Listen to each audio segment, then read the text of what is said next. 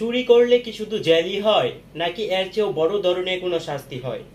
চলেন আজকে আমরা চুরি সংক্রান্ত বিষয়ের উপর সম্পূর্ণ আইনিভাবে জানার চেষ্টা করব।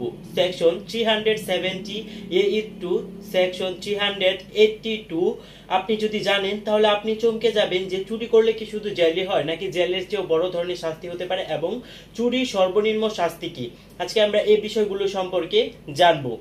ধারা 378 অনুযায়ী কেউ যদি অন্যের মালিকানাধীন কোনো বস্তু যেটা তার হেফাজতে নেই এবং সেই লোক চুপি চুপি সরিয়ে নেয় নিজের লাভ বা অন্যের ক্ষতি করার উদ্দেশ্যে, আপনি অবশ্যই মনে রাখবেন কেউ যদি আপনার জিনিস আপনার ক্ষতি করার জন্য ইচ্ছাকৃতভাবে সরিয়ে নেয় এবং নিজের লাভের জন্য নেয় তাহলে সেটা চুরি।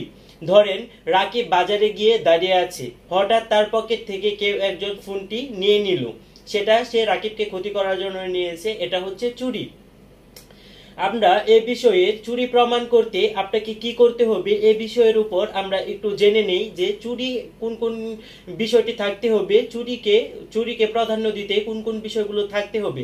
মালটি অন্যের মালিকানাধীন হতে হবে, অভিযুক্ত ব্যক্তি সেটি সরিয়ে নিয়েছে এটা প্রমাণ করতে হবে, সেটা মালিকের অজান্তে হয়েছে সেটা প্রমাণ করতে হবে এবং সে জিনিসটি সরিয়েছে সেটা সে অসৎ উদ্দেশ্যে সরিয়েছে এবং যে সেই মালিকের ক্ষতির সম্ভাবনা ছিল। চুরি প্রমাণ করতে গেলে এই বিষয়গুলো অবশ্যই থাকতে হবে। এখন আমরা চুরির শাস্তি সম্পর্কে জানবো যে কেউ যদি চুরি করে তাহলে তার কি ধরনের শাস্তি হতে পারে। ধারা 379 অনুযায়ী যদি কেউ চুরি করে বা চুরি করে ধরা পড়ে তাহলে তার সর্বোচ্চ শাস্তি 3 বছর পর্যন্ত জেল, জরিমানা বা উভয় দণ্ড হতে পারে।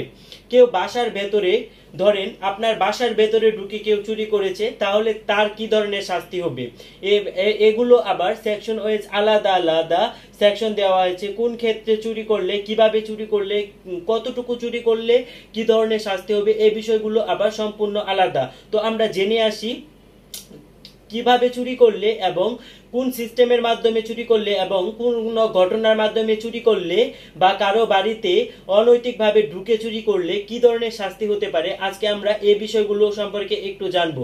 যদি কারো বসত বাড়ির মধ্যে ঢুকে কেউ চুরি করে সেটা সেকশন 380 অনুযায়ী গুরুতর অপরাধ।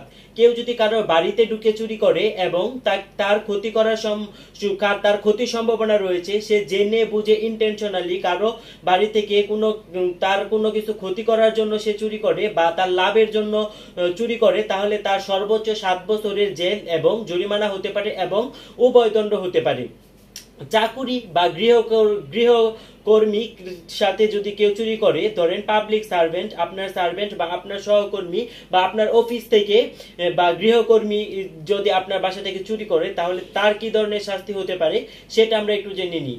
গৃহকর্মী মালিকের টাকা পয়সা যদি সরিয়ে নেয় ইচ্ছাকৃতভাবে, কোন গৃহকর্মী যদি মালিকের টাকা পয়সা সরিয়ে নেয়, কোন চাকর বা কর্মচারী যদি নিজের ইচ্ছায় মালিকের জিনিস গোপনে সরিয়ে নেয় তাহলে সেটা সেকশন 381 এর আওতায় পড়ে এবং তার শাস্তি 7 বছরের জেল, জরিমানা বা উভয়দণ্ড হতে পারে। যদি চোর আঘাত করে পালিয়ে যায় এবং আঘাত করে কোনো কিছু চুরি করে এবং কাউকে গুরুতরভাবে আঘাত করে সে ফেলে যায় এবং ফেলে তার মূল্যবান জিনিসপত্র নিয়ে সে যদি পালিয়ে যায় তাহলে তার কি ধরনের শাস্তি হতে পারে। এখন আমরা এই বিষয়টা একটু জানবো। যদি কেউ চুরি করার সময় আগে থেকে আহত করার বা প্রাণনাশের প্রস্তুতি নিয়ে রাখে তাহলে সেটা সেকশন 382 অনুযায়ী গুরুতর অপরাধ হয়েছে হিসেবে গণ্য করা হবে এবং এর সর্বোচ্চ শাস্তি 10 বছরের জেল, জরিমানা এবং উভয়দণ্ডও হতে পারে। এই ক্ষেত্রে সাধারণ চুরি আর প্রস্তুতি নিয়ে চুরি দুটোর মধ্যে আইনের চোখে অনেক বড় পার্থক্য আছে। 378 থেকে 382 আমাদের জানায় চুরি শুধু ছোট অপরাধ নয়, এটা সামাজিক বিরুদ্ধে বিশ্বাসঘাতকতা।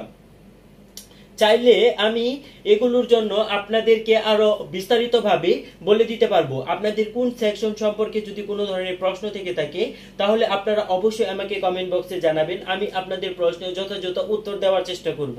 তো আজকে আমি আপনাদের সাথে কথা বললাম আইপিসি সেকশন 370